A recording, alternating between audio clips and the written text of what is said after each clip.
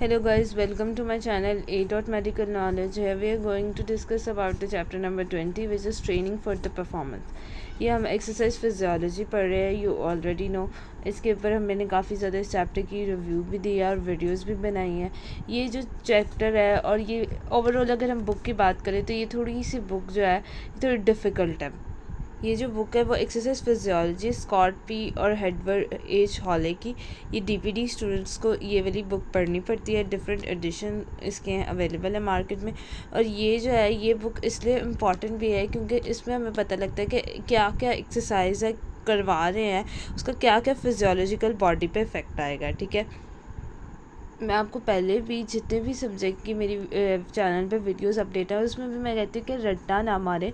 Professional life है, इसमें आपने चीज़ों को समझना है। तो अगर आप रट्टा मारने चलें ट्रेनिंग परफॉर्मेंस और एक्सरसाइज फिजियोलॉजी को बैठ के, तो वो तो काम ख़राब है। आप रट्टे से निकल के कॉन्सेप्ट की तरफ आए। मेरी मेन मकसद ये होता है कि मैं आपको बेसिक कॉन्सेप्ट दे दूँ ताकि आप एक दफ़ा वीडियो देखें और थ्योरी पढ़ें और आपको समझ लग जाए कि क्या बात हो रही है, किस तरह ट्रेनिंग किस तरह अफेक्ट करती है। चलिए आज हम अपने टॉपिक की तरफ मूव ऑन करते हैं which is training for performance. ये चैप्टर नंबर 20 और चैप्टर नंबर 13 दोनों बहुत ज़्यादा को रिलेटेड है। ठीक है, एक दूसरे से इतने मिलते हैं। मैं आपको क्या बताऊँ कि मेरी कोशिश होगी कि मैं चैप्टर नंबर 13 की भी वीडियोस बना दूँ ताकि आप उसको भी देख लें। अब ये देखिए ट्रेनिंग प्रिंसिपल क्या है, कि कोई भी एक्सरसाइज आप कर रहे हो उसकी ट्रेनिंग प्रिंसिपल क्या है। मैं कोई भी चैप्टर शुरू करवाने से पहले आपको उसका ओवरव्यू बताती हूँ। टॉपिक पढ़ाने से पहले इनका जो ओवरव्यू होगा ना वो इनकी समरी होगी, वो हम पढ़ लेते हैं और हमें मेन कॉन्सेप्ट जो है ना वो आ जाएगा। मैंने बहुत प्रिसाइज करके आपके लिए बनाया है इस वीडियो को।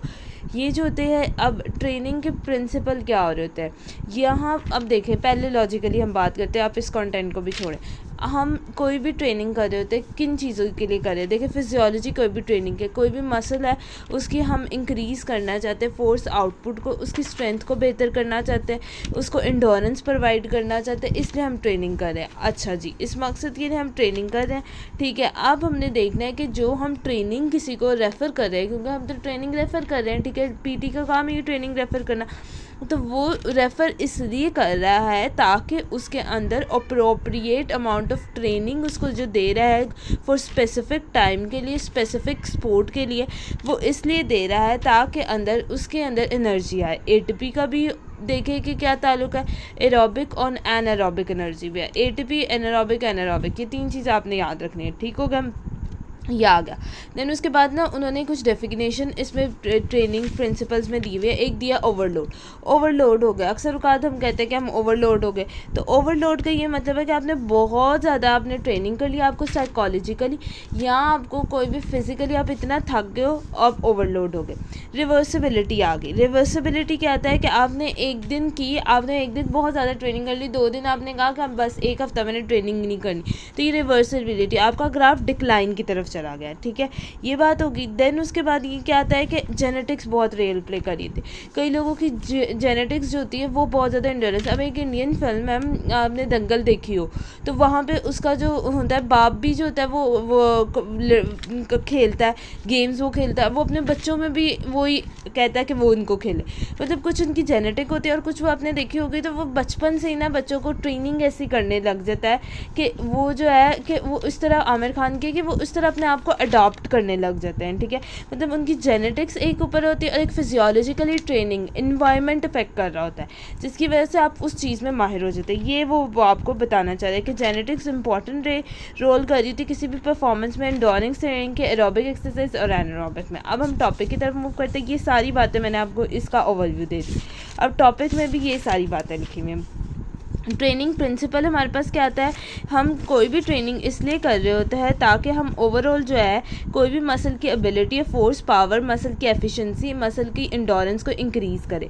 एनर्जी जो होती है वो हमारे पास एक आ रही होती है सिस्टम जो एटीपी हमारे जो एनर्जी का सिस्टम जो होता है वो क्या होता है, एटीपी हमारी बॉडी की नीड के मुताबिक बन रहा होता है। ये हमें एक्सरसाइज मेटाबॉलिज्म कर रहा होता है डिज़ाइन। ठीक है, ट्रेनर्स के लिए, और मोनीटर भी हम कर रहे होते हैं इसकी किस तरह हो रहा है, एनर्जी का क्या रिलेशनशिप आ रहा है। और एथलीट को परफॉर्मेंस को इम्प्रूव करने के लिए जो ट्रेनर होता है या कोच होता है उसको ऐसी ट्रेनिंग देनी चाहिए जो इन चीज़ों के ऊपर हो, ये हमारे प्रिंसिपल हो। देन उसके बाद हमारे पास जो आ जाता है वो आता है well-designed condition program allocate appropriate amount of aerobic और anaerobic condition term to match the energy demand of sport। अगर हमने उसने किसी चीज़ की स्ट्रेंथनिंग करनी है तो हम उसके मुताबिक देंगे। अगर वो कह रहा है कि मैंने अपने थाई और लेग की स्ट्रेंथनिंग करनी है तो हम साइकिलिंग देंगे, उसको ऐसी एक्टिविटी देंगे, ऐसी एक्टिविटी के में एंगेज करेंगे जिसमें उसकी वो चीज़ की स्ट्रेंथनिंग हो। एरोबिक एनारोबिक एक्सरसाइजेज आ गई, ठीक है क्या। अब एरोबिक एक्सरसाइजेज जो होते हैं हम प्री सीज़न दे रहे होते हैं, अभी हम पढ़ेंगे अभी प्री सीज़न, आउट सीज़न और जो होता है ये आपको समझ इन सीज़न से समझने लगेगी। 3 सीज़न है ये लास्ट पे जो है ना इस चैप्टर के दिए गए, वहाँ पे एरोबिक एक्सरसाइजेज हम दे रहे होते हैं प्री सीज़न में। स्ट्रेंथ कर रहे होते हैं हम टेंडन लिगामेंट को, ठीक है। सीज़न में हम क्या दे रहे हैं उसको, टेंडन और लिगामेंट्स को स्ट्रेंथ करने के लिए जो एक्सरसाइज दे रहे हैं वो एरोबिक एक्सरसाइज आ गई।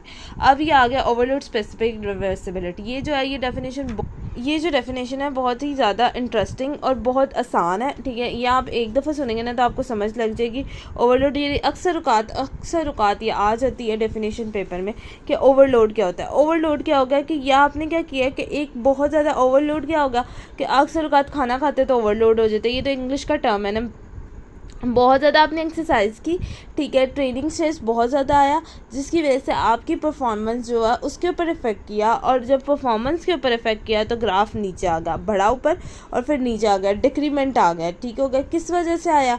फटीग, आप थक गए थे बहुत ज़्यादा, आपको साइकोलॉजिकली फिजिकोलॉजिकली कोई मसला आ गया, कोई मूड का डिस्टर्बेंस आ गया, इसकी वजह से, ठीक है क्या। Over training is defined as the cumulation of training stress that imparts the athlete ability to perform a training session resulting in a long-term decrement in the performance। ये बात होगी। overtraining commonly associated with the psychologically and physiologically symptoms, chronic fatigue, mood disturbance।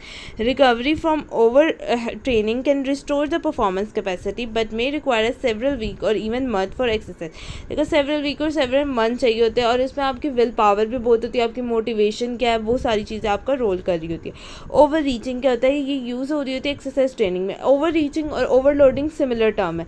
ये जो होती है वो आगे कहते हैं ये कंफ्यूज करने वाली भी टर्म है कि क्या हो गया। ओवर रीचिंग क्या होगी कि ये होती है शॉर्ट ड्यूरेशन के लिए, बस आपने ये याद रखना। ओवरलोड जो होता है ना, ओवर ट्रेनिंग आपने कर ली ओवरलोड की वजह से, तो ये लॉन्ग टर्म और शॉर्ट टर्म दोनों के लिए होती है। लेकिन ओवर रीचिंग जो होती है ना हमेशा शॉर्ट टर्म के लिए होती है। मतलब आज आपने कहा कि मैं हाई इंटेंसिटी की एक्सरसाइज करता हूँ, मैंने अपनी कैलोरीज बंद करनी है और एक हफ्ता मैंने एक्सरसाइज ही नहीं करनी, तो ये आप क्या कर रहे हो, ओवर रीचिंग कर रहे हो, ठीक है।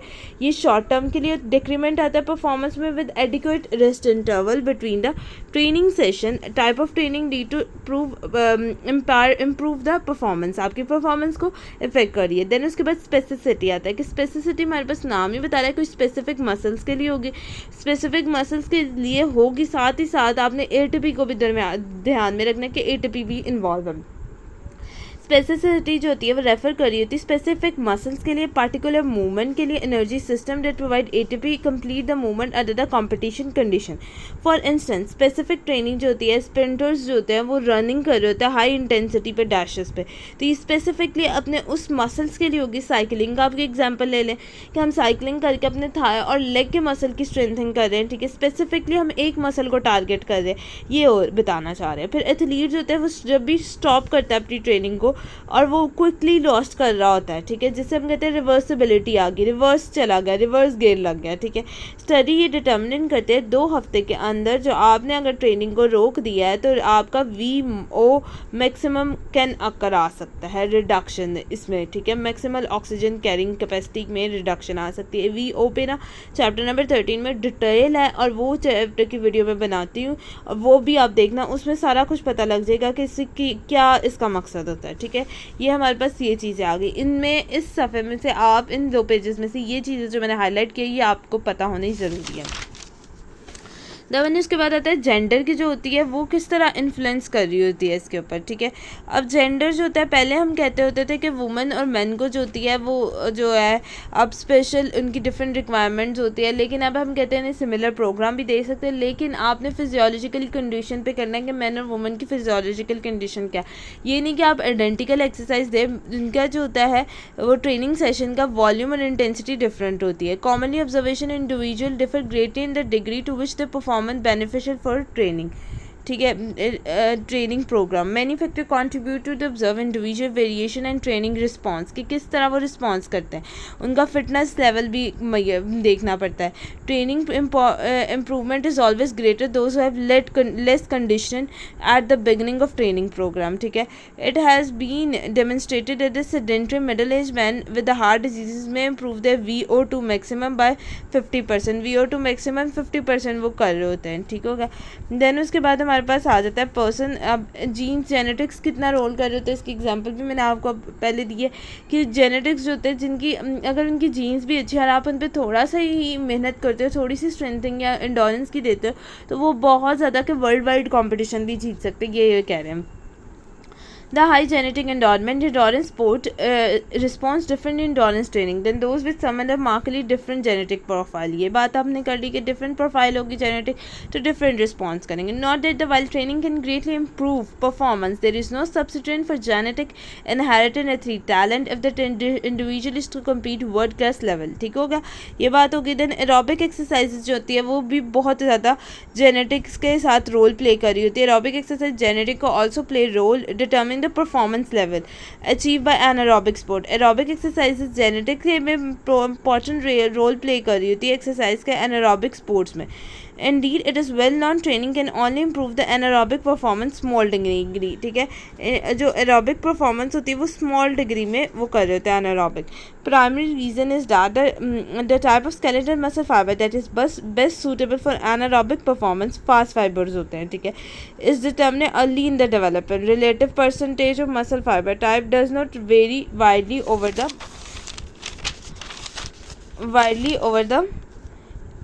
lifetime। Therefore, anaerobic capacity appear to be largely genetic determined because of percentage of fast anaerobic fiber, के fast fibers होते हैं वो जल्दी इफेक्ट होते हैं ऐसे compared to slow fibers, ठीक होगा। देन उसके बाद हमारे पास आ जाता है component of training session, warm up, workout and cool down.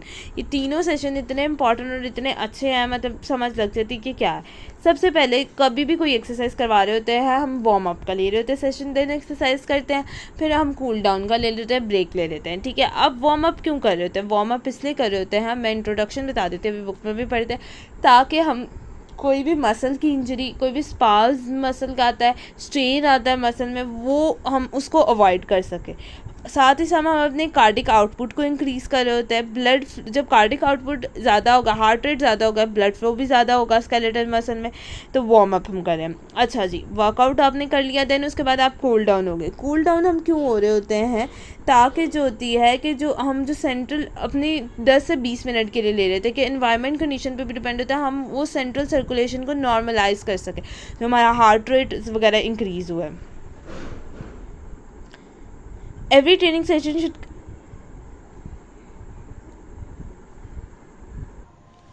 अब हमारे पास वार्म अप सेशन जो है बुक से देखते हैं क्या हो रहा था। Warm up session training workout has two primary objective. First, warm up exercise increase the cardiac output, blood flow and skeletal muscle to be used during the exercise। मतलब ब्लड फ्लो, कार्डिक मसल, जो मैंने बात बताई थी आपको, muscle का temperature increase हो गया।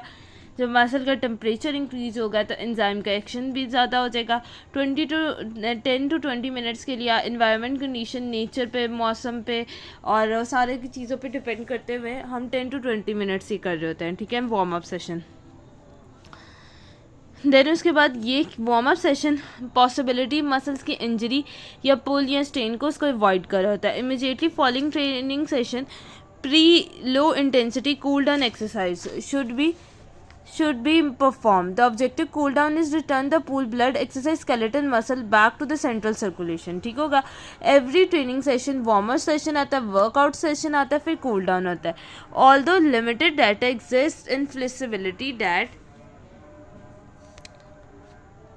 Warm up reduce the risk of muscle injury और टेंडन वगैरह की, ये भी इसके ऊपर भी कम डाटा, लेकिन होता यही है कि वार्म अप अगर आप कर रहे हो तो मसल की इंजरी वगैरह कम आने के चांसेस है। देन उसके बाद आता है हमारे पास training to improve aerobic power. Aerobic power को हमने इंक्रीज़ किस तरह करना है, किस तरह उसको अच्छा करना है। चैप्टर नंबर 13 आपको पता है, उसकी वीडियो में एडॉट मेडिकल नॉलेज पे आपको मिल जाएगी। वहाँ पे मैं बता रही हूँ आपको कि वहाँ पे आप जो वॉल्यूम ऑक्सीजन कैरिंग कैपेसिटी उसको किस तरह इंक्रीज़ करते हैं। कार्डिक आउटपुट इंक्रीज़ हो रहा क्या होता है हमारे पास maximal cardiac output and oxygen different increase in the muscle ability to x-ray. अगर चैप्टर नंबर 13 की वीडियो नहीं देखी तो ये टॉपिक आपको इतना समझ नहीं लगेगा, ठीक है, पर मेरी कोशिश है कि फिर भी मैं क्लियर कर दूँ आपको। ट्रेनिंग जो होती है ना, ये हमारे पास इस प्रोग्राम डिज़ाइन कर रहे होते हैं कि ताकि हमारी एरोबिक पावर, जो ओवरलोड सर्कुलेटरी सिस्टम है, stress the oxidative capacity of skeletal muscle as well as training ligament specifically is critical। specific होना बहुत ज़्यादा critical है। athlete should stress the specific muscle। उसका एक एथलीट का ऊपर हमने मोटो रखना होता है कि भैया आपने इस मसल के ऊपर काम करना है, ठीक है, टू यूज़ इन स्पोर्ट। देखो रनर, देखो अब रनर है तो साइकिलिस्ट हम कर देते ताकि उनके ये तो नहीं ना आम के हम बाइसेप्स उनके स्ट्रॉन्ग करने लग जाए, जी रनर है, नो, हम साइकिलिस्ट है तो उसके मसल्स लेग के थाई के उसको स्ट्रॉन्ग करेंगे, ठीक है। 3 प्रिंसिपल्स होते हैं ट्रेनिंग मेथड के। एक आता है इंटरवल ट्रेनिंग, लो स्लो डिस्टेंस या लो इंटेंसिटी की। लॉन्ग आप कर रहे हो और बहुत लंबे अरसे के लिए कर रहे हो, वो आप कर रहे हो, लॉन्ग है लेकिन इंटेंसिटी उसकी कम है, ठीक है, उसको कर रहे हो।